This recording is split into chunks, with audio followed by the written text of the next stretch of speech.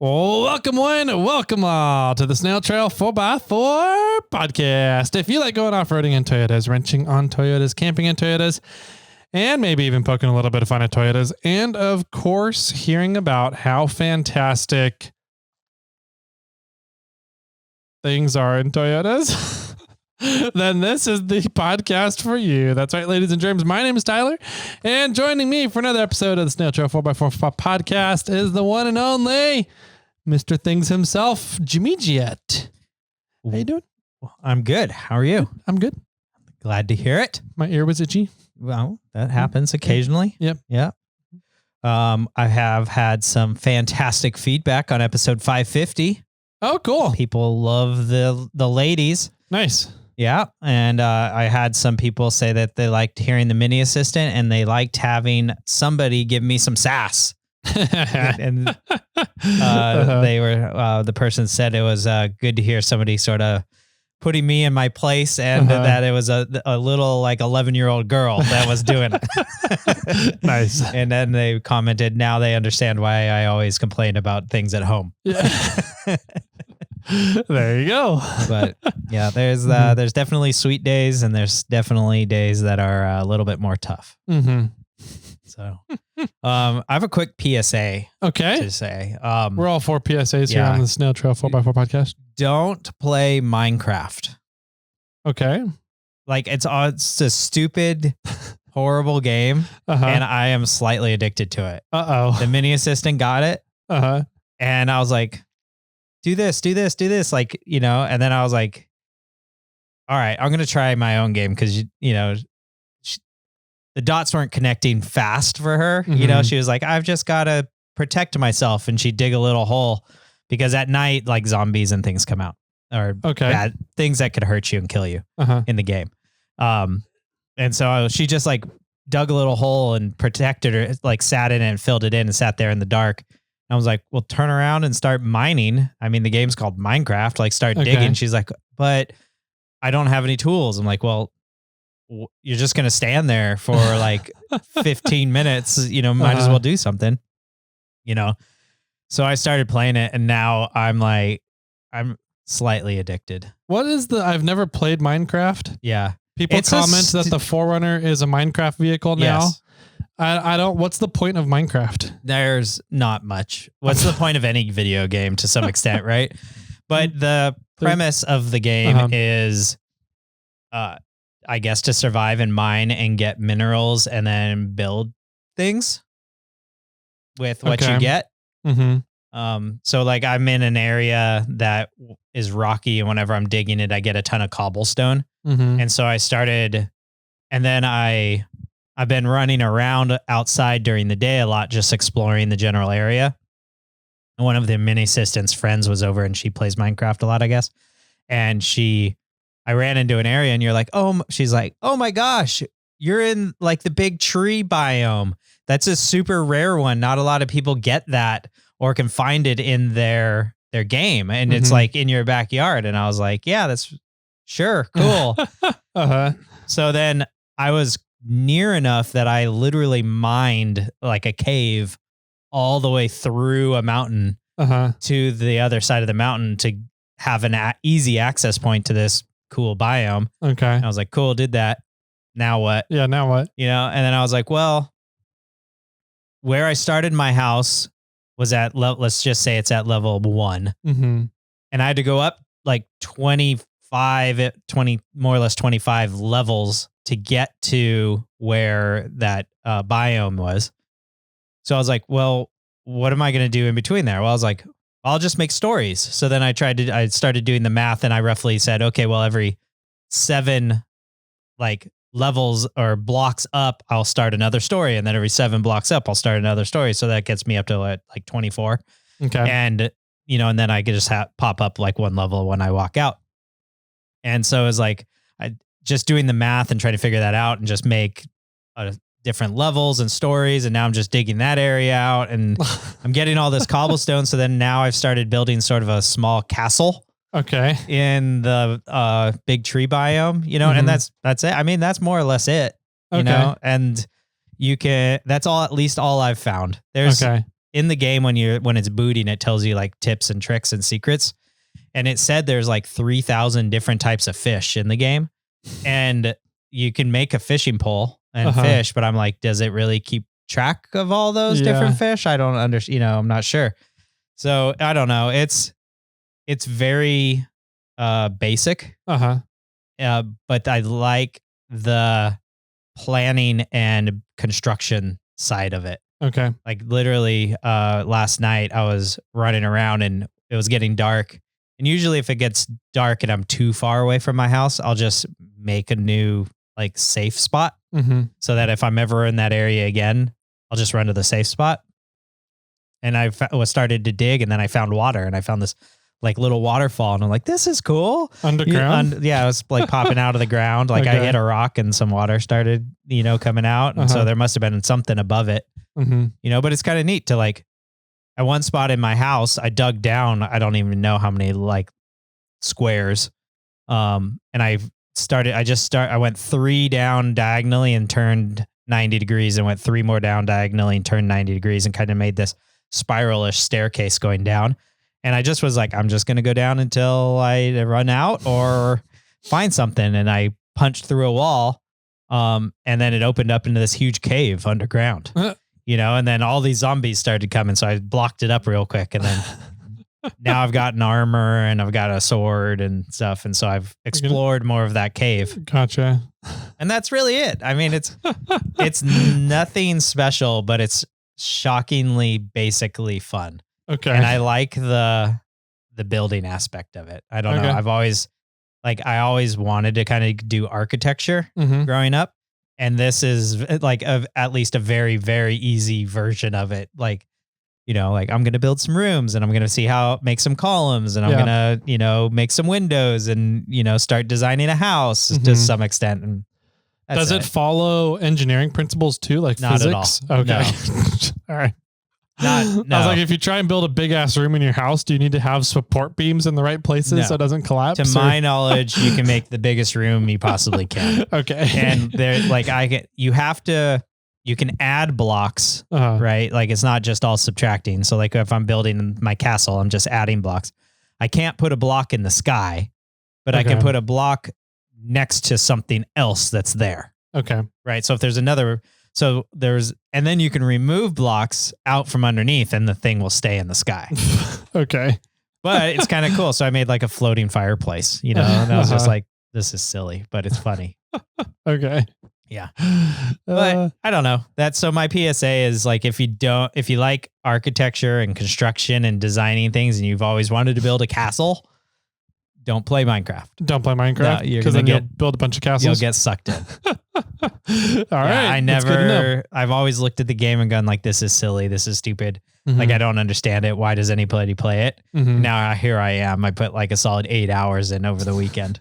The mini assistant bought it, and I played it probably more than she has. Yeah. And she's like, I love watching you play, because you had like, I'm far enough in the game that I'm not scared of the zombies, and I'm not worried about the skeletons with the bow and arrows and stuff, where she just freaks out. Because she doesn't have any way to defend herself against them. She doesn't have any armor. She doesn't have anything.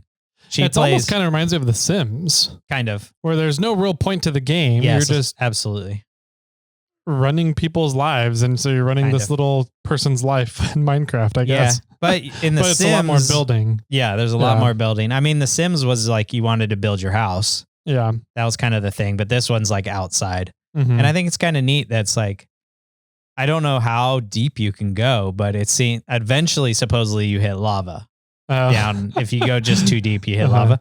But it's neat that they have designed something that is basic enough that has the like different levels of ground into it.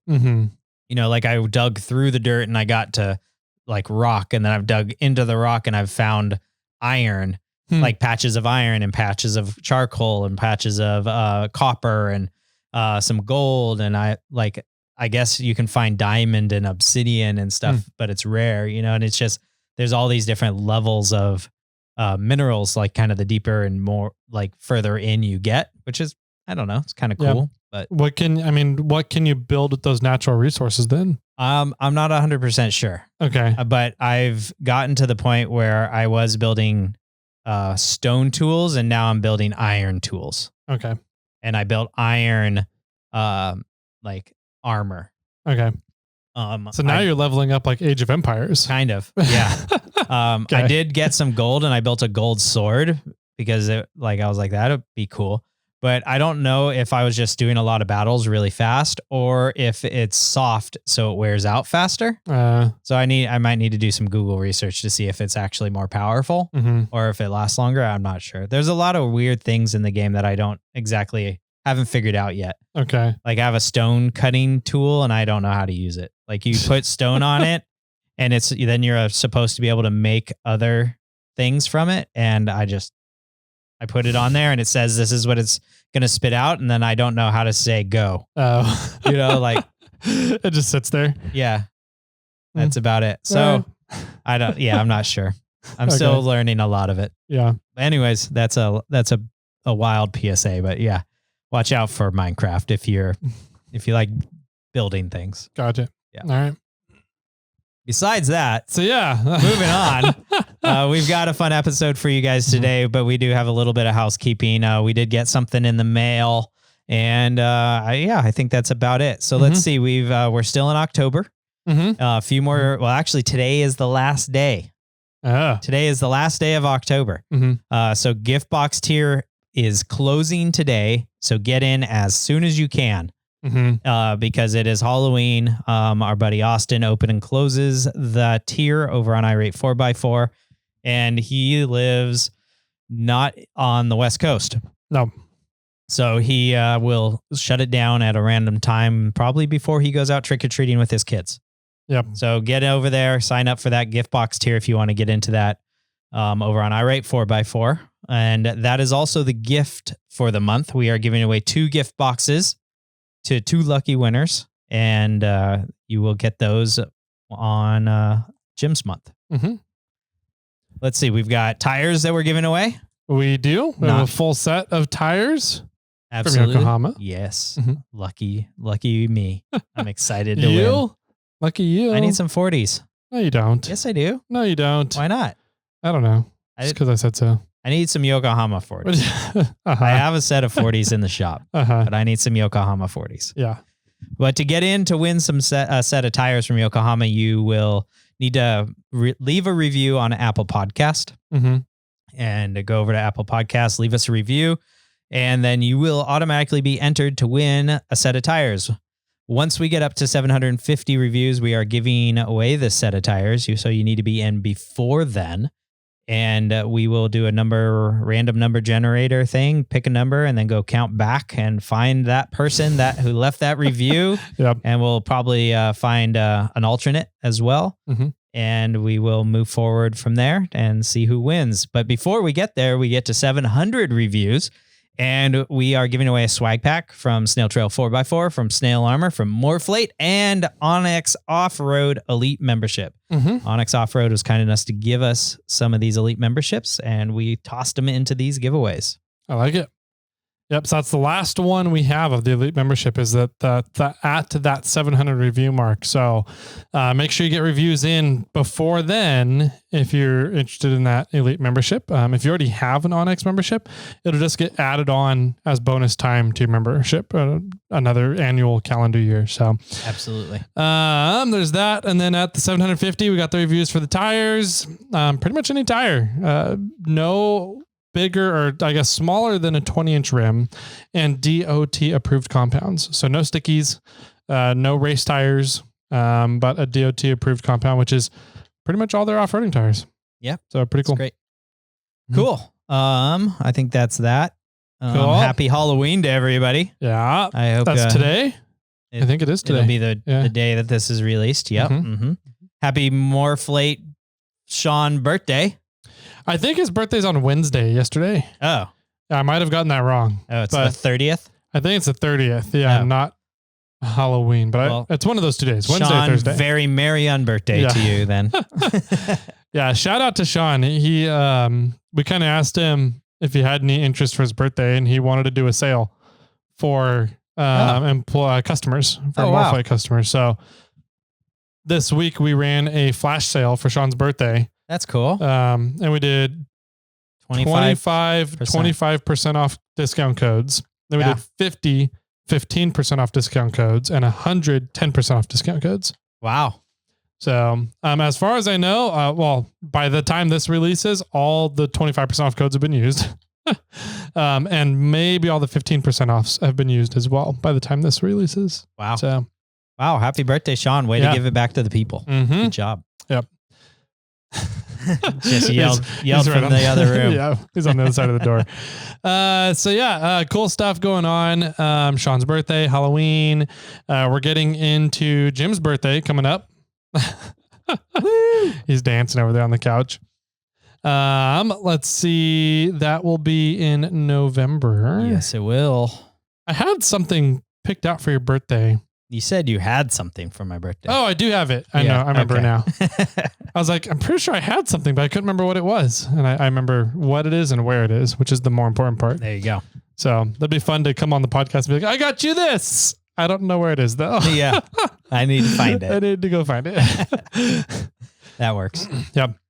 Cool. Shall we open this thing from Montana? Yeah, it's from Bozeman. It's from a Nicholas Ramsey Racing or Moose Montana or whatever. What's he call himself? He's got a whole bunch of different names. Don't shoot that rubber band at me. Ow.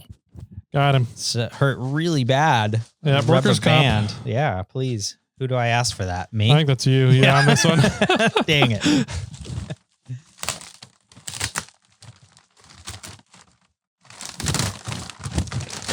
I think I know one of the things that is in here. Yeah.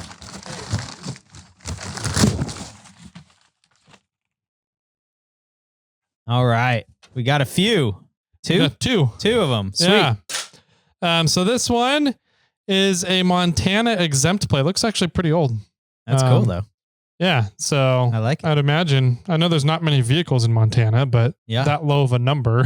I think that's the only one that has a license. The only one. Nice. So that's a cool one. The exempt one. Yeah. The one from Montana. Really cool. And then this one, I don't even know what this is, but it is super beat up and you can't even read it. He called us about this one. Oh, did he? I believe this is the one from Greece. When he called us from Greece and he was over there going through his father-in-law's estate. So I think this is a license plate from Greece. Nice. We'll have to put a note on that one. Yeah, well, that does look like a European license plate. Yeah, so it's a different shape. Yep. Nice. That's cool. How did this get so beat up? I don't know. Nick, you need to call in and tell us what car you think this was on. Yeah. Because this thing's pretty beat up. XT-5038. That's what it's easier to read this way. Oh, yeah. It's a lot easier to read that way. Okay. Yeah. 5038. Yeah. Okay. That's funny. The backside, the emboss. Yeah. The impression was easier to read. Mm-hmm. So cool. All right. So we got a couple more license plates for the wall here. Jeez. I think we might have enough. We're going to need to figure out what states we don't have and then ask for those. Put a request out. Yeah, but we have a lot of plates now. We do have a lot. We could we'll see how far around this room we get. Yeah. Cool. So we got plates. Any other housekeeping stuff? I don't think so. All right. I think that might be it. Nice. What were you up to this weekend then? Well, we need to take a quick break. Oh, yeah, we do. We have the mid rolls for Onyx Off-Road that we're adding on to this section. So we need to take a quick break and hear from either Tyler or Jimmy about Onyx Off-Road. Yeah. So let's roll the dice, see which one we get. I guess flip a coin. Sure. Yeah. Either way. And we'll be right on back with what we've been up to this last weekend. Are you stuck inside? Are you not sure where you want to go to explore? Well, open the Onyx Off-Road app. It shows you all the trails around you and it tells you their difficulty. Now you can quickly search out your next adventure or plan your next trip. Download Onyx Off-Road from the App Store. Onyx Off-Road, built for the adventurer. Oh, Welcome back, ladies and germs. My name is Tyler. Hi, Tyler. Hi. How are you? Good. Glad to hear it. Yep. What do you got? Nothing. Don't worry about it. What are you doing over there? Just playing with a rubber band. He gave me like a fidget thing. Oh man. Welcome back to the show, everybody. We are here and chatting on this Thursday about fun things we've been up to. Yeah. So I wasn't up to a whole lot. So okay. How was your weekend? My weekend was good. Mm-hmm. I had a good time. We let's see.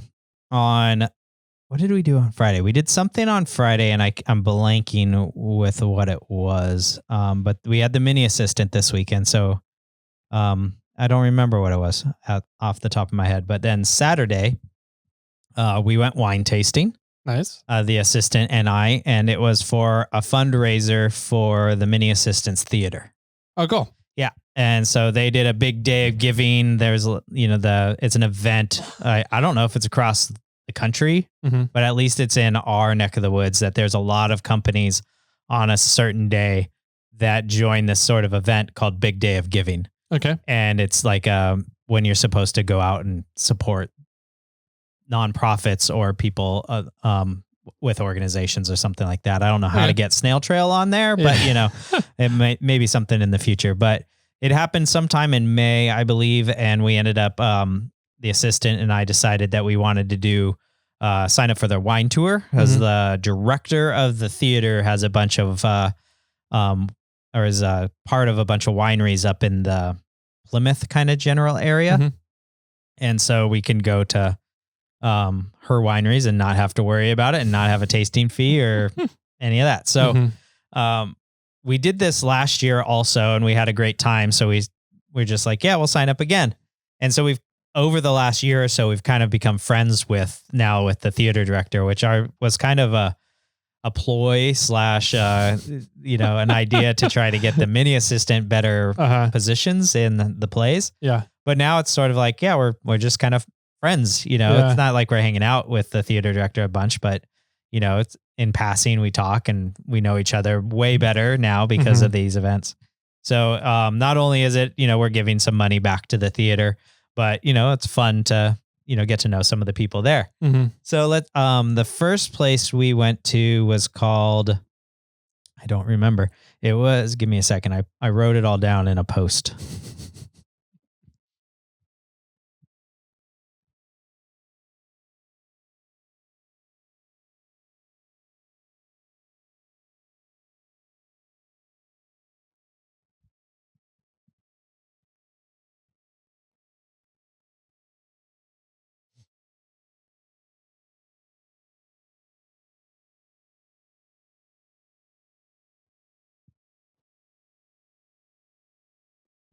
So the first place we went to was called Scott Harvey Winery. Okay. Haven't heard of that one. Yeah, it was good.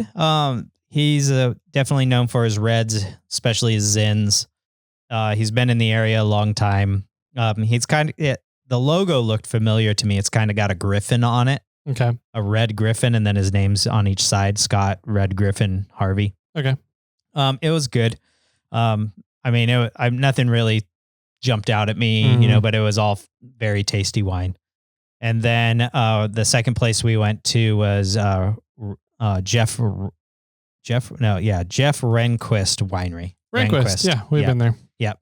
Rehnquist is a fantastic place. They make great wine. Everybody loves it.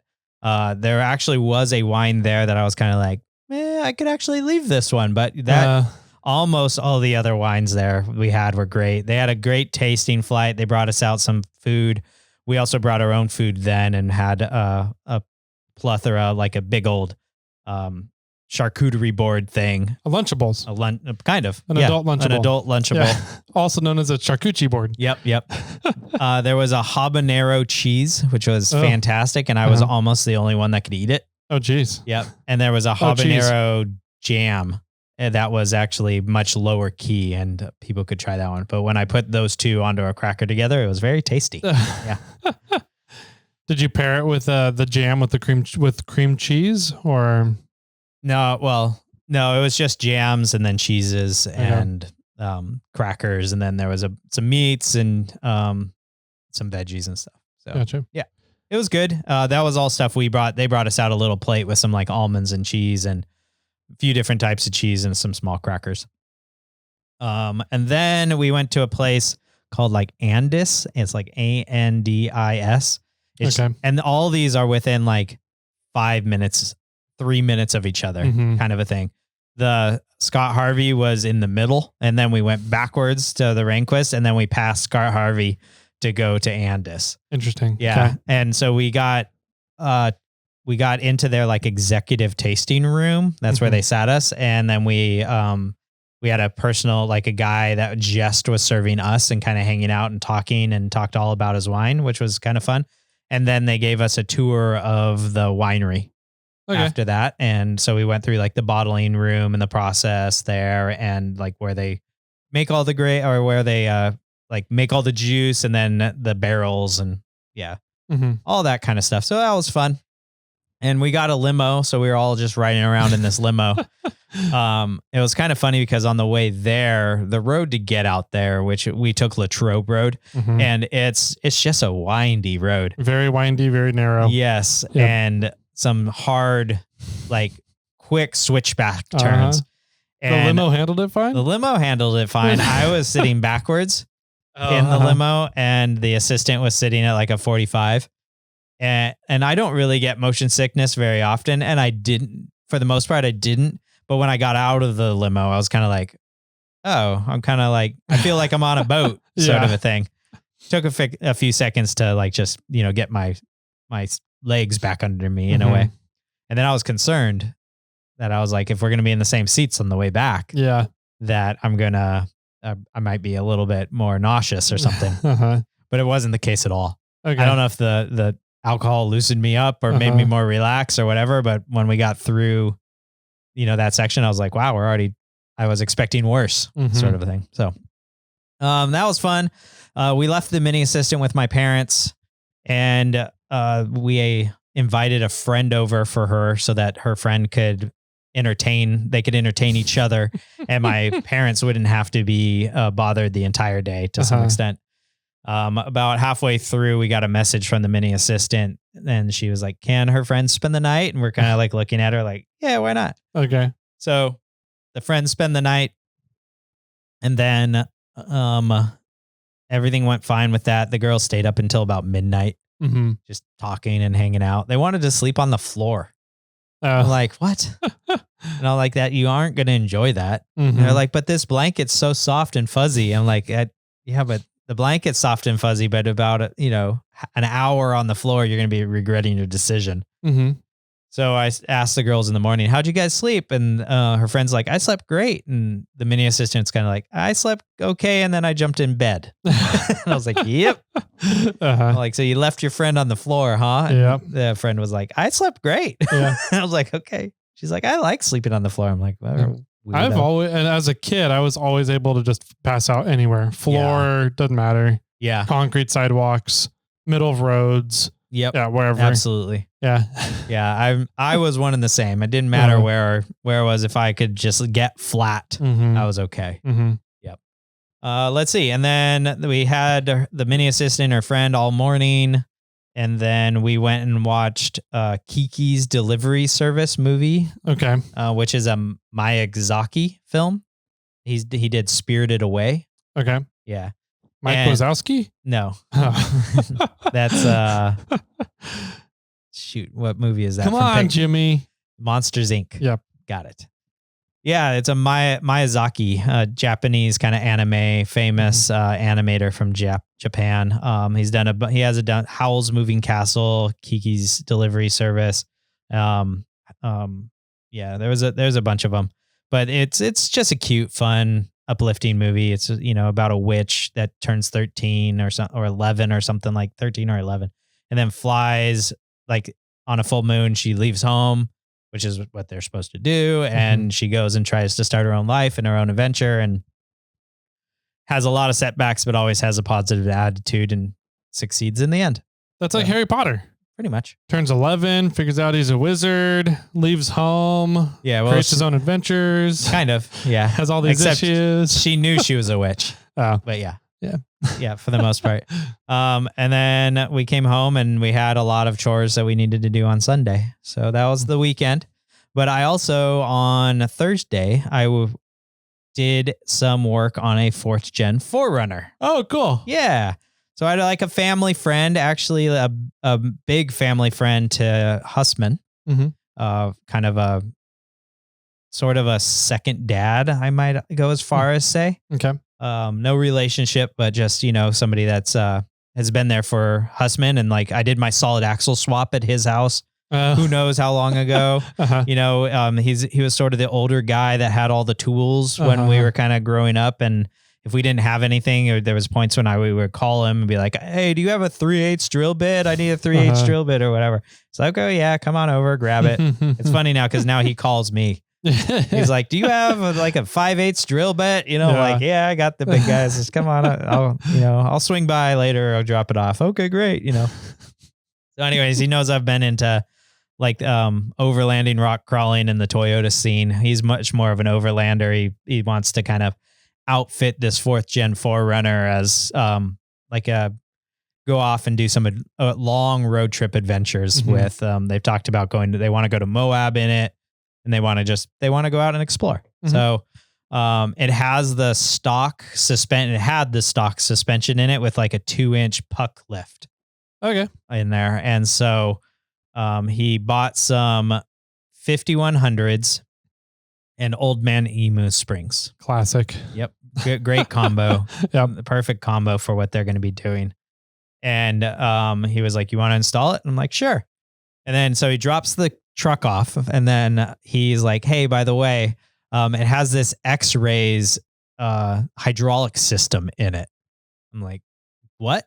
And he's like, "It's this hydraulic system that connects the opposite corners in the vehicle with shocks together with hydraulic lines." Interesting. Yeah.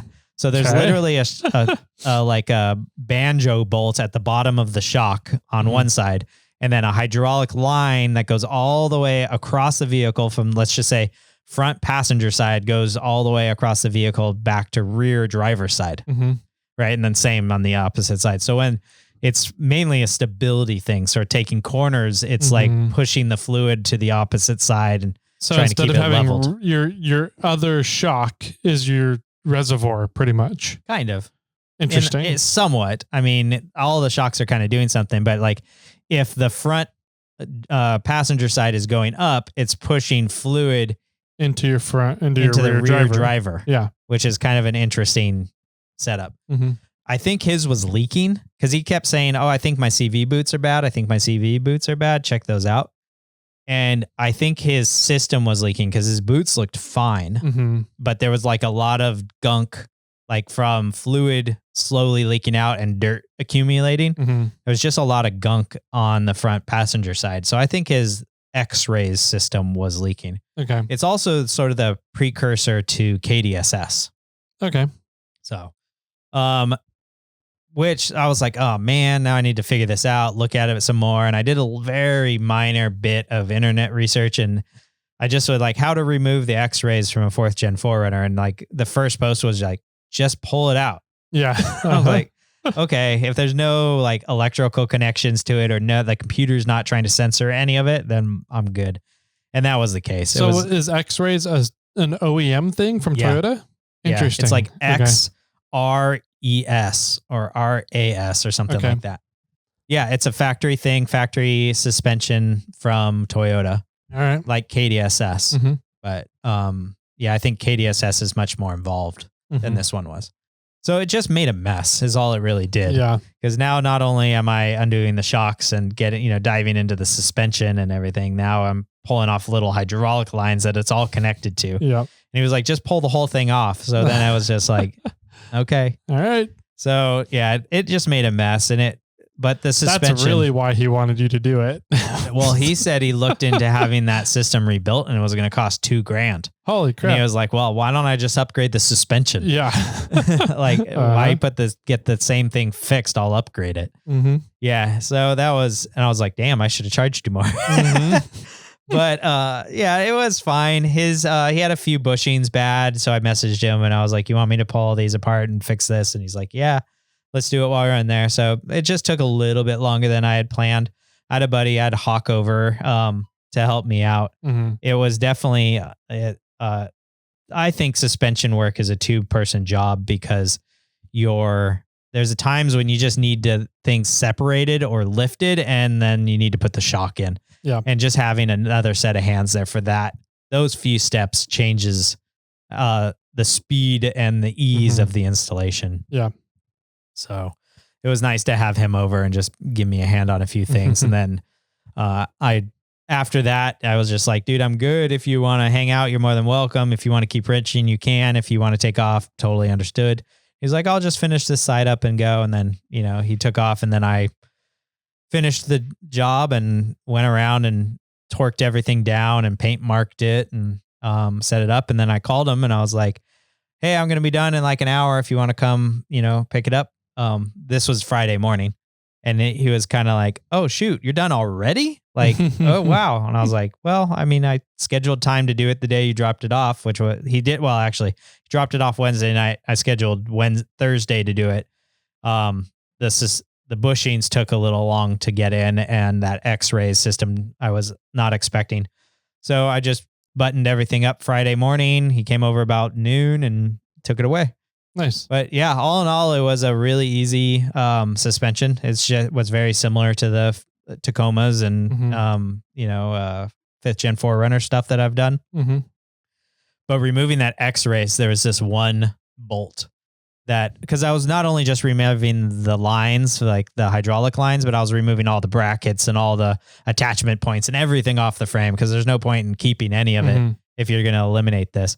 So there was a bracket that held the hydraulic line to the frame in the rear fender, but it was like between the frame and the body inside the fender kind of a scenario. Okay. Like more towards the door, like up in an angle. And it was like, how the hell do I get this bolt? It was a pain. And at first I tried a box end wrench that wasn't really working. I tried a normal socket that wasn't working. A deep socket was too long. And Gear Wrench makes these medium sockets, which are like halfway between a normal socket and a deep socket. And it was perfect. Like it held me far enough off of the frame so I didn't hit the bracket, but it wasn't so long that I hit the body and it wouldn't fit. So it worked out really well to have these like medium range sockets. It was kind of cool. Nice. Yeah. It was just one of those things, it's like right tool for the right job. It's just was the perfect application for this. Most of the time, like 80% of the time you can probably get away with a normal socket. Occasionally you might need a deep socket, right? And then it's like very rarely do I ever need a medium socket, but this was one of those cases. Interesting. And I think like I posted an Instagram thing about it, but I think like you could get around it. I thought about it later. I was like, if I just got a 3/8 to a 1/4 inch adapter and then used a 1/4 inch socket, short socket, that might have been deep enough to work. Okay. But just to have the tool, I was just like, well, I have the socket for this solution. Yeah. Like it worked out so well. Yeah. And then that was about that. So that was roughly my weekend. I did have one other bit of information that I actually meant to say at the beginning of the podcast. Okay. I started a Google forum, for questions in regards to business. Okay. So, I posted it on the snail mail episode and then I meant to share it with you, but I'd forgotten. So we'll get that question form link onto the podcast. If you have business questions, I've received like 5 or 6 Already? Yeah. Interesting. People, and I want to know more. I'm interested. How do I start a business? Like, here's what I currently do. How do I like create a business around this? Mm-hmm. So I think there's a lot of people that kind of have questions. So I want to start, I want to push this form so we can gather a bunch of your guys' questions, and then we'll kind of group them into general questions that you guys are asking. And then we can do maybe a bonus episode or maybe even a Snail Trail business episode, or who knows, for you guys. Cause it does seem like there's a lot of people that are interested about this, cool. Or a good handful of people that are interested about it. Yeah. And yeah, I got some like hefty messages from people about it. Yep. So, okay. I'll send that link to Tyler because he's going to be editing this podcast. So he'll add it to the show notes, and then maybe I'll put it in some of the back episodes up to that episode, to that snail mail episode. And then, it'll be there for, I don't know, a few more weeks maybe. And then, maybe we'll compile something later and do something in November, or maybe like a Thanksgiving episode, or who knows, sometime, we'll do something cool for you guys. I think that's it. Okay. That's all I got. All right. I had I don't want to say similar weekend, but I started on Friday with the goal of, I wanted to change the oil in the Bronco. Okay. I needed to lower the baby's bed in the crib. Yes. Because he's standing up and trying to walk, and the crib was too tall. When he stood up, the railing was like right underneath his nipples. I'm like, he could totally just lean forward and flip out of the crib. Yep. So to lower that, Bronco oil, I wanted to do the 4Runner oil and then pull the alternator on the 4Runner so I can get it sent to Premiere. Got it. That was my goal. Okay. For Friday. That's a hefty goal right there. That's a lot of things. Work stuff came up. Of course. As they always do when you own a business. And I didn't get to start on anything until like 3 p.m. Ooh. Yeah. Yeah. And so I went down to Napa to buy the oil. And fun fact, the 4Runner and the Bronco take the same oil. Oh. 5 weight 30. Okay. So you bought like a gallon? I bought what is that? Yeah, a gallon of each plus 2 quarts. Okay. So they each needed 6 quarts. Okay. So 5 quarts or 6 quarts, 5 quarts in a single for each one. So I did that. And then while I was talking to him and I was sitting there, I was like, you know what? I actually need my oil pressure sender as well, because the oil pressure sender, supposedly the 3.0 oil pressure sender fits perfectly in the 3.4 block because it's the same lower end block. Sure. But it sends the correct signal to your dash. Okay. That's a 3.0 dash, right? Okay. Oh, got it. Yeah.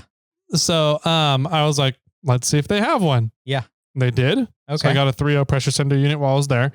And while doing all that, they're like, okay, what vehicle do you need this for? So I'm like, all right, I need oil for a 97 Tacoma, oil filter for 97 Tacoma, oil for a 23 Bronco, and then I need a pressure sender unit for the Toyota. And then it went through and he pulled one up for a 3.4. And I was like, no, sorry. It would be a 3.0. He goes, year, make, and model. I was like, God damn it. I know. Let's do a 92 4Runner then. Yeah. It doesn't matter. Yeah. So yeah, having to go through and do that whole dance of listing out different vehicles for the same vehicle you're trying to talk about. I do that all the time. So yeah. Anyways, it's like how many different parts from different makes and models are on your vehicle. Yeah. You know, like my front axles, and I don't know, it's an 85 Toyota mini truck front axle. Like, yeah.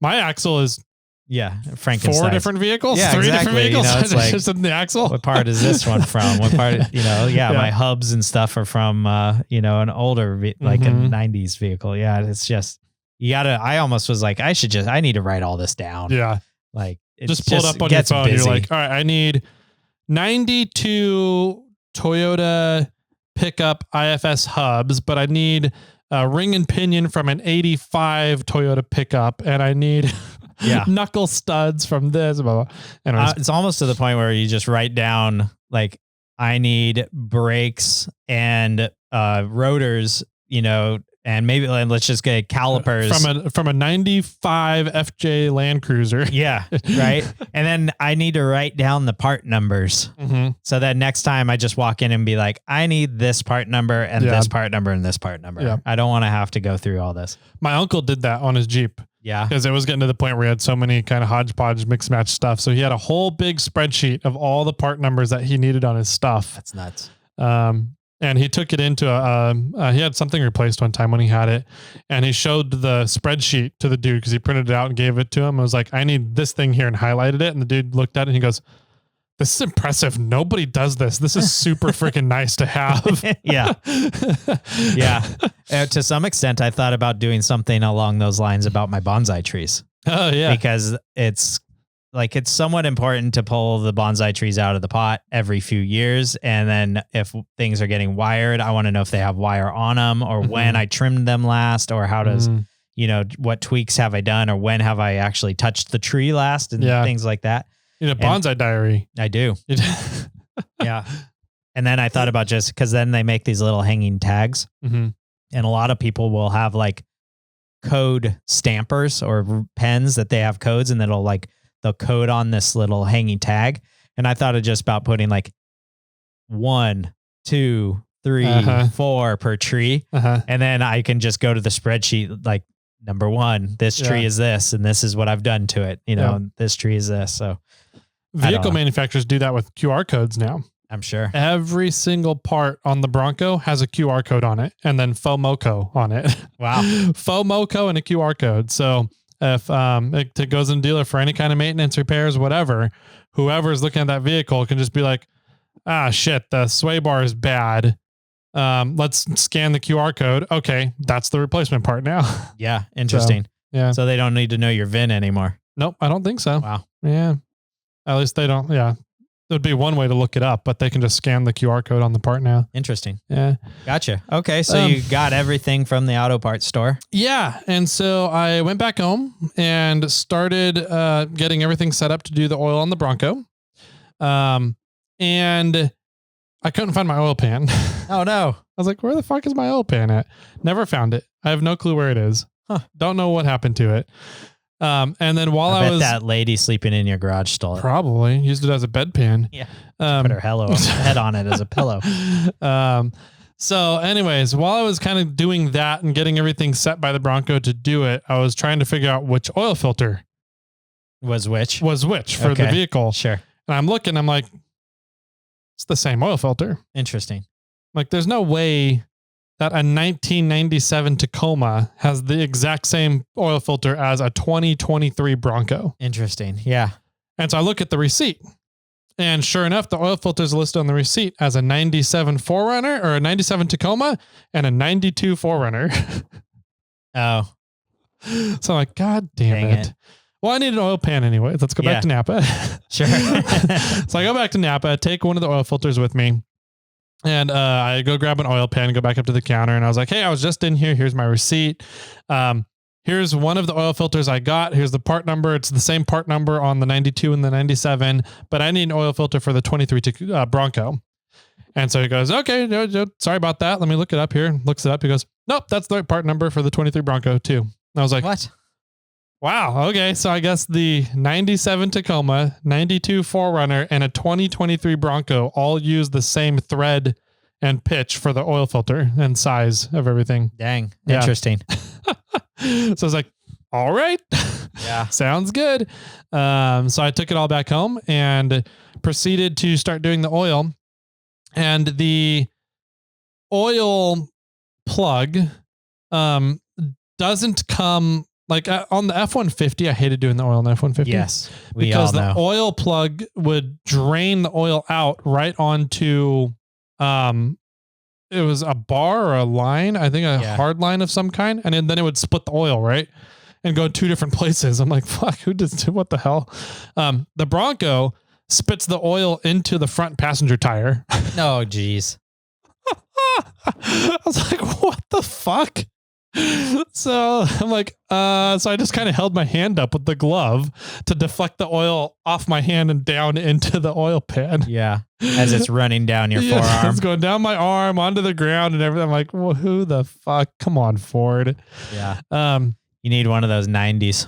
Yeah. And so I think my next thing is I'm just going to go buy one of those 90s and put it in for the oil drain. And so then the filter is up in the driver fender, the front driver fender area. And so like they say, in order to get to it, you just got to pull the fender liner out. Okay. And I'm like, that sucks. You have to pull the whole freaking fender liner out. But so I did that. And then I get in there and there's all these brake hard lines right there. You can't get to the oil filter from the fender access. Wow. I'm like, how, what? How? And there's no real room in there to like get an oil filter wrench thing on it. Yeah. I'm like, how do we do this here? So I ended up having to get, Google it. I had an oil filter grabber that only works for spinning it off. Right. Okay. So and it goes onto like a 3/8 drive wrench. Yeah. So I got 2 feet of extensions, stuck them through the brake lines, and then had to hold it there while I reached my hand up and over the fender on the other side to put this thing. Yeah. Over the top of the oil filter. Over the top of the oil filter, and then try and get the wrench into the 3/8 drive hole. Got all that, got the oil filter off. And now I'm like, all right, now for the next trick. How do you get a fucking oil filter back on here? Or out of there. Yeah. So to get it out, you have to finagle and drop it down. So you crawl under the vehicle and reach up and over the A-arm. Yeah. Up to this. And the bottom of it is blocked from the engine mounts. So you have to get at it from the side. So you get it off and then you have to finagle and turn it like 4 or 5 times to get it out through all the brake lines. Jeez. And out the bottom of the vehicle. I'm like, can somebody just please put an oil filter in an easy to maintain spot? That's all we ask for. Like, please. There's no reason why an oil filter should be this difficult to change on a vehicle. No. Something that you're supposed to do every 3,000 to 5,000 miles should be an easy access option for sure. Yeah. So, in order to put the new oil filter on, I'm now covered in oil.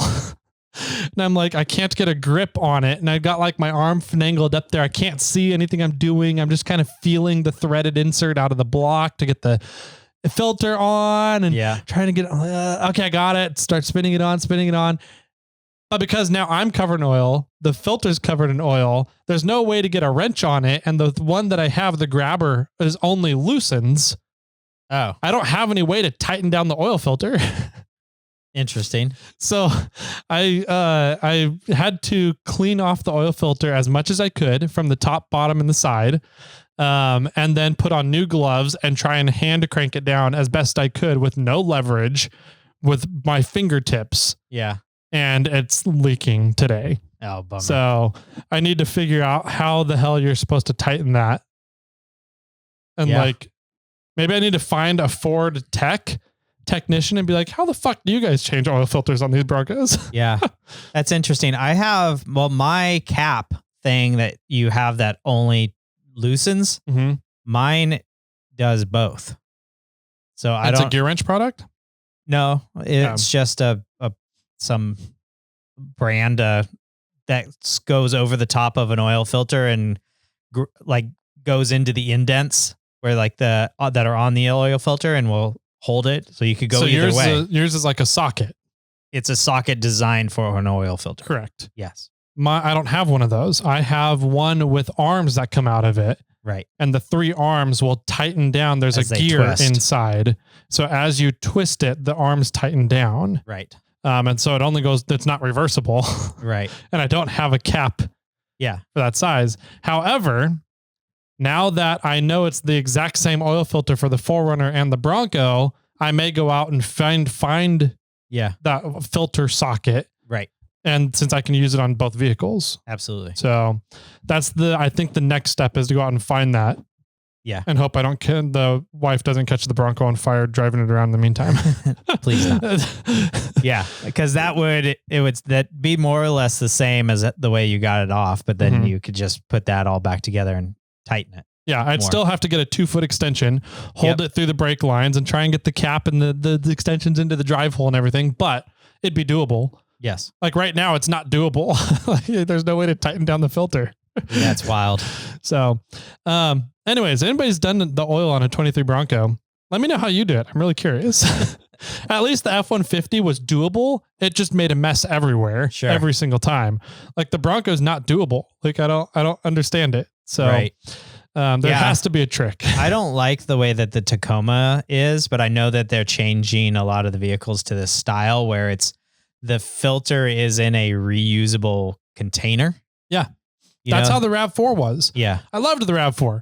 I could do an oil change in 10 minutes on the RAV4. Sure.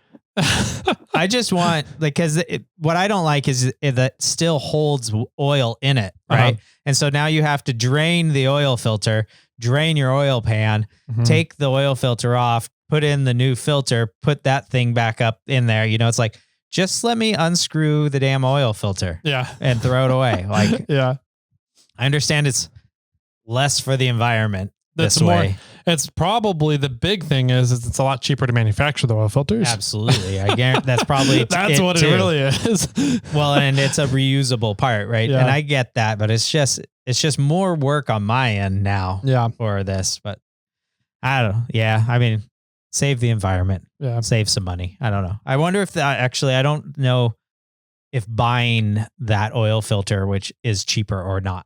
I'll figure that out. It's a good question. Because if it's not cheaper, then they're making a bit of a bigger profit margin. Because I guarantee you it's cheaper to manufacture. Oh yeah. There's no metal shroud around it. Exactly. Now I do know that somebody makes an adapter for the Tacomas that you can screw on to where that metal part for that holds the filter. You screw that all on there, and then you can screw on a normal oil filter. Does that make your oil filter stick down or stick out a long ways then? Or? Yeah, but it doesn't matter. Okay.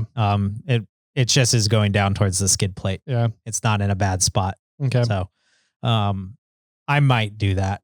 We'll see. Yeah. I do need to change. Actually, I need to do my maintenance on my Tacoma because I rolled over 100,000 miles. And so I'm at the point now where I need to do an oil change. And then I think I need to change spark plugs and coolant in there. So I need to do a few things on the Tacoma. Nice. So, that took up so much time. Yeah. Trying to figure that out. What I'm like, it should take me 2 hours to get everything done, right? 2 oil changes and pull the alternator. Right. Not bad. I spent 4 hours and didn't even completely finish one of them because the oil filter won't tighten down. Yeah. So I was like, this is fucking stupid. I'm just pissed off and not happy about life. And so I was like, I'm done with this. Yeah. But I didn't even finish it that day. Like I went into Saturday for everything. So Saturday was the in-law came over, the mother-in-law, because they were going to the secretary's best friend's dad's funeral. Got it. So her dad passed away recently. So they were going to the funeral on Sunday. So the mother-in-law wanted to go as well and support her. So she was over for the weekend, got to hang out with Reed. And Saturday was pretty much just hanging out all day. And then Sunday was just me and Reed pretty much all day. Beautiful. Which we... Did he learn how to weld? Yeah. Perfect. We were welding. We got to play with the chainsaw. He can juggle knives. He can juggle knives now. He's a flamethrower. It's awesome. Yeah. No, we ended up just doing yard work. We trimmed all the trees, picked up dog poop and everything. And I just hung him on the front of me in the little baby carrier. Oh, yeah. So he enjoyed it. He had a good time. Cool. Yeah. Nice. But that was it. That was my weekend. I mean, not really. It was really frustrating. I mean, Saturday and Sunday were not bad. Yeah. But Friday was annoying, and the first part of Saturday was annoying trying to figure out the stupid oil change on the Bronco. Yeah. Gotcha. I don't know. We'll see. The Reed is crawling very fast all around the house. His Halloween costume is going to be the Flash. Oh, perfect. So that'll be interesting. He's standing up on objects and then now transferring between objects. So he's walking very soon. Very soon. He'll be walking before Christmas, I'm sure. Probably. Yeah. But he loves door stoppers right now. Oh yeah. Yeah. Need to change those. Yeah. So door stoppers, I think they're fun. They're not going to hurt anything. So I'm like, yeah, go for it. The dog bowls. Oh, perfect. Yeah. The dog water and dog food. Make a mess. Yeah. And he just discovered the liquor cabinet last night. Oh no. So he's beelining towards the liquor cabinet now and trying to play with all liquor bottles. And so now this weekend, my task is to build doors for the liquor cabinet in the bar. Yep. Wow. Yeah. Well, I'll give a very brief septic tank update. Oh, okay. I haven't done anything on it. Okay. So it's exactly where I left off last time. Need to still pressurize the leach line, see how that goes. But fun thing that we talked a little bit about on Monday, our other well went out. Sorry, hold on. I'm going to recap something here. Okay. You had a big water leak under the house. Yes. So you redid all the plumbing in the house because it was old and it was probably going to end up having more leaking issues. Yes, there was that concern. You had a tree rip up a water line from your well to the house. Yep. From the first well. The main water line. Yep. So you redid that and you added a water softener in when you did all that too? Yep. So that we had the right pH. Cool. Or acidity, however you say it. Yeah. Did that well also go out or was that the main issue with that? That well went out. Okay. And we put a new pump and re-sleeved that well. Okay. So you've redone all the water lines in the house. You've redone the water line out to the first pump and you've redone the pump and the well. Yeah. So the first pump is our house water. Yeah. It's a very deep well. It's like 200, well, deep for us around us. It's like 230 something feet deep. Okay. Yeah. Then you have waste plumbing issues. Yeah, the septic tank is completely backing up, roots everywhere. Yep. So really the only thing that was left was your yard well. Kind of, yeah. And you're now saying that has gone out on you? That died. Yeah. Yeah. Wow. And it's literally been this like when we repiped the house and we okay, the well's fixed, the water line to the house is fixed, we repiped the house, we're done. Like I'm pretty sure what else could go wrong? You literally said on the last podcast, I think it was last Thursday, maybe? Yeah, maybe. Maybe last Monday, the Monday before, that like the only thing that hasn't gone wrong was your second well. And now you didn't knock on wood when you said that, I guess? Yeah. So wow, Jimmy. So the went out on Friday. Mm-hmm. Or maybe it was Thursday. I think it was it was the night we went down to record. So it went out. We were a little late to get down there because I was trying to get the well back running. Yeah. So went out. Then I called the well guy on Friday and I was like, "Hey, my well's out. I don't know what's going on. It's not getting power. Like I've checked the breakers, I've checked the fuse, I've checked a bunch of things. Like I've opened the thing up and pushed it so that it's like connecting properly and nothing's turning it on." Mm-hmm. He didn't have time on Friday to come out. So he was like, "I'll come out on Monday." I said, "Okay, great." Turns out for the most part that the points were bad in the electrical connection at the well. Okay. To tell it to turn on and off when things were full. Mm-hmm. And so he was like, "The points are bad. This is a very kind of old electrical setup. Like it's just hasn't been, we have a bunch of new stuff now." Okay. So he just redid the top part electrical. There was a capacitor out in one of the boxes, the control boxes there that was bad. And then he replaced, he upgraded the lines to a bigger gauge. Okay. And then we're up and running again. Nice. So, okay. So it wasn't too bad. It wasn't bad. It could have been a lot worse. It could have definitely been worse. Like, yeah, maybe the pump went out or or the well went dry, something catastrophic. But yeah, so that well is now back up and running. But we went all Friday through the weekend and part of Monday without watering the land, which wasn't too bad. It wasn't hot out. It's been some gorgeous days here. We just had to figure out a way to water our garden. So Gotcha. that was about it. Cause we did plant, a fall winter garden. So Nice. Yeah. I do have a small rant also. Ooh. Okay. It's not so much of a rant, but Does it's that just do about Costco or 49ers parking? negative. Okay. It has to do with Monday after dinners. Monday out. Oh, okay. I'm ready. Yeah. So we had feedback about how to deal with our significant others, how to get time, how to, that there's a lot of stuff that happens in our lives. And as men, we feel like we have to, sort of take care of the family and do that work. But we also suck it up, buttercup. Yeah. Exactly. So a lot of it kind of comes down, for me, it comes down to like, when's my time, right? Yeah. When do I get to go do the things I do? I run like 2 or 3 jobs. I own 2 or 3 companies. I would do a lot of work. I'm always working. I'm always behind because I'm doing everything. I've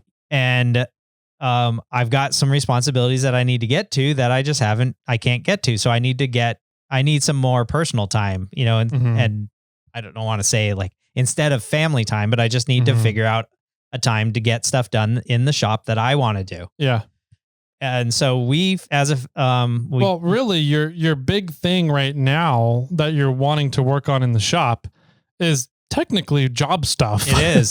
So like, it's not just personal time. Like you do have income coming in depending on this getting done. Yes. So absolutely. Okay. We're referring to Samantha. Yeah. So, which is all true. But it also is like, I need shop time. Like I want to have shop time. When can I have shop time? So we kind of, from Nick calling in and saying, just take the time whenever you can. Don't like block out 4 hours because you're never going to be able to get that. Yeah. If you get half an hour to an hour, take it and go do whatever you can.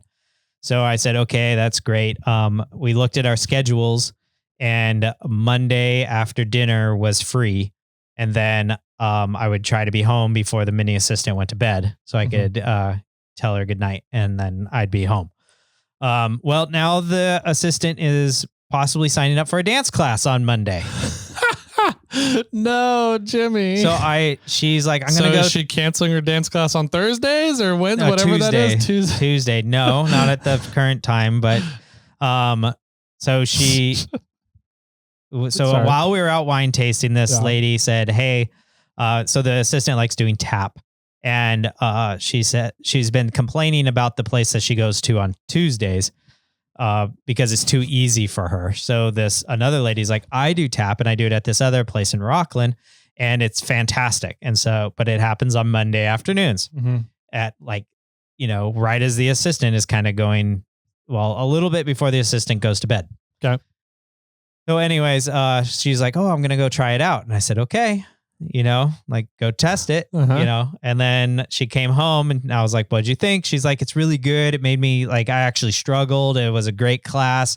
I'm not sure if I'm going to sign up yet or not, but I'm definitely thinking about it. And I said, okay, well, you doing this is now taking away my hour and a half of being able to do shop time. Yeah. So when am I going to be able to do, my thing? Like you now are going to have Monday afternoon that you get to go off and go do something. You have Tuesday afternoon that you're going off to do something. We each have something occasionally on a Thursday that we get to go off and do things. Friday is always a wash because we're either traveling or the kids home or something. But so I'm like, so now am I going to be doing these things on Wednesday? Yeah. Like that's the only day that the afternoon that I kind of have free and you have free and there's not a lot going on. But normally we sign up the mini assistant for the Wednesday cast. So if we sign up, isn't typically Wednesdays are typically our date night. Gotcha. Well, yeah, I was thinking Wednesdays you guys go to Monks. Yeah. Yeah. Because we drop the mini assistant off at theater. That's what I was trying to get to. Then we do our date night and we go out. So like, I'm like, so where's my time? Yeah. And she's like, oh, I'm not sure if I'm going to sign up yet or not. And I'm like, well, how does this work? What's going on here? You obviously you want to do this, but now you're taking away my time. Yep. Like when is my time? Yep. And she didn't have an answer for me. So we're going to have to have a little sit down conversation about, oh geez. like, hey, you don't want me staying up late at night. Yep. because it wakes you up when it I come wakes to you bed. up when I come to bed. Yep. You don't want me waking up early in the morning because it wakes you up when I leave the bedroom, and I set an alarm. She has her watch will vibrate and wake her up. I have to set an alarm. So I have to work during the day. I have to do these things during the day sometime. Yep. When's my time? Yeah. And so we have to have a conversation. So there's been a new thing going around lately where couples are just sleeping in different bedrooms. Yeah. And from what I've heard, it's fantastic. And over the past, I don't know, a couple weeks since I got hit again by my sinus thing going on, the secretary has been going and sleeping in our guest bedroom. Okay. Because I've been snoring because of my sinus stuff, right? Sure. And it's been fantastic. I can go to bed without having to worry about waking her up when I come in. Yeah. And she gets a better sleep. Sure. Because there's not other things to worry about kind of thing. And so, that might be an option. On on nights you want to go do stuff, you just sleep in the guest on bedroom or something. Monday Be like, I'm just not going to bed on Monday nights. I'm going to, sleep in I'll sleep on the couch. Yeah. Who cares? You can sleep on the floor. I've heard that's really comfy. Yeah. I'll take the doghouse. So anyways, I'm bitter. Because it's like, that's frustrating. You have 2 days of dance classes, and so I'm home taking care of the mini assistant. Mm-hmm. So to me, it sounds like I just need to somehow figure out how to. You don't want to hang out with the mini assistant for your personal time, Jimmy? I would love to. I do enjoy it, but I get it. For 2 weeks of the month, if she picks up the Monday ones, I will be taking care of the mini assistant 3 nights a week. Mm-hmm. And while the assistant is off doing something. Yep. And I love it. I love our time. Even on Thursdays when the assistant goes off to her mom's group, we have a thing where we call it daddy-daughter dinner date. Okay. And I take the mini assistant out on a date. Okay. And we go out to dinner, and I treat her like a lady, and I try to, show her a role as a male, and this is sort of, like if you're not getting a date like this from guys that you're dating, then you got to up your game or whatever, know? And, I let her pick, and we have the fun out of it. Which I absolutely enjoy, but I'm also on the flip. I'm like, when's my time? Yeah. How do we make this even? Like, this is a relationship. We need to figure out things. We need to work together on things. And I'm all for you working out. And I'm all for you entertaining your, having fun and going off and doing things you enjoy, and working out and getting, fit. But like because when you go off and do those things, that now everything falls back onto me, which I have no problem with. I just want things to be a little bit more equal. Yeah. So that's my gripe. Yeah, I know that's the big issue that we kind of brought up a few episodes ago now. Yeah. Maybe a month ago. The societal role of men in families is to just do whatever's needed whenever it's needed. Yes. And it's like, is that really a healthy societal role? Is it healthy for guys to feel that pressure to be like, oh, I don't get to go. I almost said something, but I'm not. I almost used a listener as an example, and I'm not going to do that. Okay. I'm stopping myself right there. I have to give up everything. Because, my family wants to do this. And like the shitty part is that we feel guilty because of what I just did to you. I was like, what? You don't want to hang out with the family on your personal time, or you don't like hanging out with us, blah, blah, blah. That's the message we get when we say stuff like that. And it's like, no, that's not the case at all. It's just, I have things that I enjoy doing and the family hates doing them. So like, what am I supposed to do? Like, I either need to be able to allow to go do these things, or I can't be in the family anymore. Like I'm going to lose my mental health. I'm going to freak out. Well, and to me, it's just about, everything in moderation to some extent, right? I honestly feel that a lot of people actually lose their love. I don't know, say love for off-roading, but lose the ability to go off-roading because it doesn't fit into the family's view or lifestyle. Yep. 100%. Right. And so the thing that like we enjoy going out and doing gets taken up by family. Yeah. Doing other things, which I understand. There, there's value to that. There's the value to that, and family should come first. But you should also do something that everybody in your family enjoys. Yeah. Right? Like whether your son or daughter is in sports and all you do is go to sports games and go and do absolutely everything for the child, I get it. But then there should be time for mom and there should be time for dad that they can go off and do things themselves, or the family goes and does the thing with them. Yeah. If your interests and the things you like doing align, awesome. Congratulations. You found a great thing. Yes. But if they don't align, people need to be able to be an individual and do things that they enjoy. Sure. Absolutely. So, there's been times when, we all know that the assistant loves going to concerts. She's like, that's maybe her hobby is just attending music venues and concerts. And sometimes like she, for perfect examples, she bought tickets for Janet Jackson. Okay. And I was kind of like, would I rather work in the shop or would I rather go to Janet Jackson? Yep. I was like, I would rather work in the shop. Yep. So, that quickly ran through my head, she's like, I got tickets for Janet Jackson. And I was like, shop or Janet, it was kind of like, I would rather work in the shop. And I go, sweet. That sounds fun. Who are you going to take? Like I'm not interested in that one at all. Yeah. Like, was the show on a Monday night? I don't remember. I'm being facetious. I don't remember. And it's usually later at night, right? Yeah. So even if I'm not going, that's, then I get extra time in the shop, or I do have to be home while the assistant's there. Yeah. But, there's just times when I think that families need to cater to all the members of the family. I agree. Yeah, it's not a family unless you can treat everybody like the same and equals. So I'm thinking of a good friend of mine who's actually having a really tough time of this right now. That was another example I was thinking of in my head. And I don't even know if they're the same people, but that we're talking about. But it's just he's like to the point where he's like, I'm done. I might want a divorce. I'm tired of this. Like nobody does anything that I want to do, and whenever we do things that I want to do, everybody's complaining. Yeah. And I'm tired of like sacrificing my life to, to not get any necessarily rewards for me. And I mean, but that's the men's societal role. Yes. Is to sacrifice our lives to make sure everyone else is taken care of. And it's selfish to some extent, but I think if the family gave in once a month, to go out and do the thing that dad actually wants to do, I mean, it would save that marriage. Yep.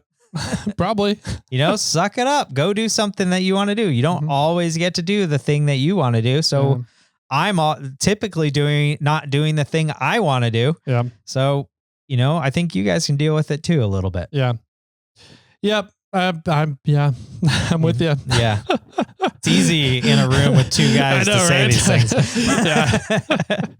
Oh man. Yeah. Well, cool. That's a good rant. I think that's also just a good PSA for men's mental health. I know there's a lot of guys out there that are perfectly okay with being the catch-all for their family, and it gives them a lot of value as a person and individual. And if that does, then awesome. More power to you. Yeah. I think I don't think that's the way it needs to be though. Yeah. I think it's fantastic if the reciprocating love language works that way. Yeah. But if you're the person that's the catch-all and goes and does things or goes above and beyond and does work, if your significant other's love language is not the like, oh, you did this work for me, I really appreciate that, thank you so much, then it's double loss. And it does like they're like the person's waiting for a thank you because they, picked up the son or daughter early from school and took them out to go do their lessons and, music or school or soccer or sports or whatever, and did all these things that isn't normal in their day-to-day schedule because something happened. And if you come home and the wife isn't appreciative, then that hurts. Yep.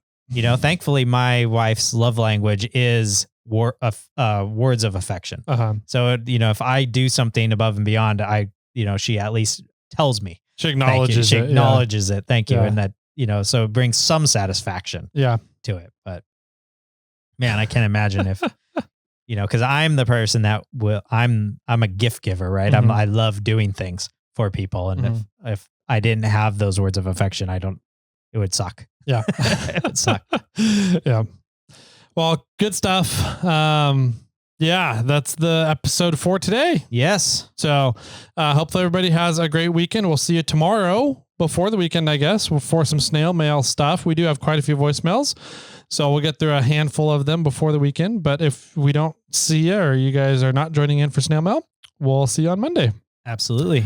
If you guys want to get a hold of us, you can do that. The snail mail voicemail phone number is 916-345-4744. There's Instagram, there's emails, there's irate 4x4. You can text the voicemail number. Lots of different ways to get a hold of Jimmy and I. If you have questions, feedback, comments, if you want to rant about your role in society as a man, you can do that too. We encourage it. So that's all we got, man. Sounds good. Got any final words for everybody? I wonder if I could self-identify as a female, then that societal norm can be washed away. Did you? Okay. I was gonna. Did you see the video of the guy that was self-identifying as a cat when the cop pulled him over? Oh yeah, that one was great. That was funny. The one I was thinking of though was a female that went to become transgender, identify as a male, and then couldn't handle the male societal pressures. And was like, this sucks. I don't get it. Blah, blah, blah. Why is everything put on me to fix everything and fix all these problems and blah, blah. And it's like, yeah, that's our role in society. And that's, yeah. Anyways. So if I identify as a female, then I'm giving up that ability, but am I giving up then as a male? I guess so. So I'm going to stay a male. Okay. That works. Okay. And with that, my friends, keep crawling.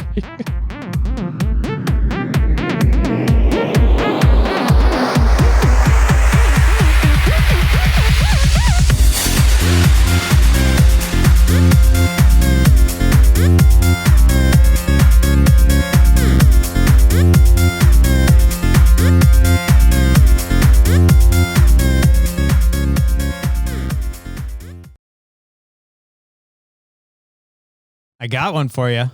You got a duck for me? I got a joke. I thought, okay. I got one for you. Yeah. We're talking about different things here. I guess so. I don't know what you're talking about. I'm talking about ducks. Okay. I'm trying to talk to the secretary to let me get a duck. Gotcha. Anyways, what do you got? I don't know how that related to me, but I got, what kind of swimming stroke can you use on toast? The butterfly. The butterfly. Yeah. Yes. Good one. Yes. You got it. Surprised you didn't say the other ones. The boob stroke? Yep. That one. The boob. I use boobs on toast all the time. Yeah. Just FYI. I know. Or do I use toast on boobs? It's crummy, but you know, it's great still.